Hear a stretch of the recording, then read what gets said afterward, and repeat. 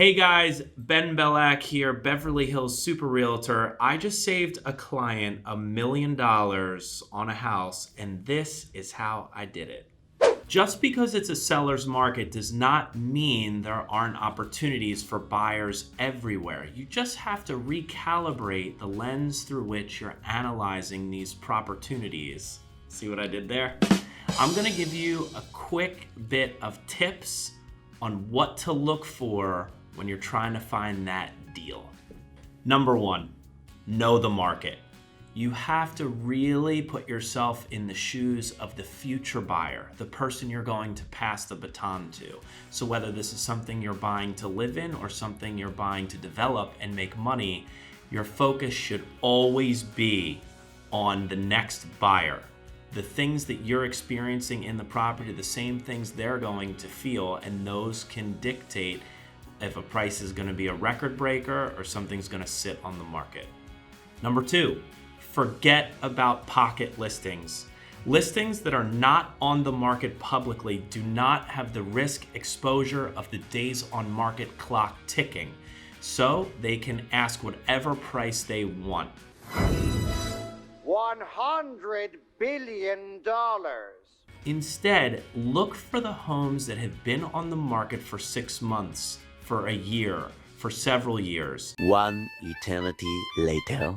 Those sellers are likely so fatigued from enduring open houses, showings, and a multitude of agents at times trying to get them to take a lower price that by the time you get to them, they might be likely to sell a property for less than what it would have normally sold for had they priced it right in the first place. The opportunity is in the properties that have been on the market for a long time. Number three, any offer you submit should have a short expiration on it. You do not want to end up in a multiple offer scenario. I have seen situations where a property sat on the market for 180 days, there was a slight reduction, and all of a sudden there were 5 offers. If your offer is not in play after it expires, then it cannot be used to leverage another buyer up. Make your offer strong and make it expire quickly. Number 4, the reverse bidding war. The bidding war that most people know about is when there are several buyers courting a seller and the price goes up.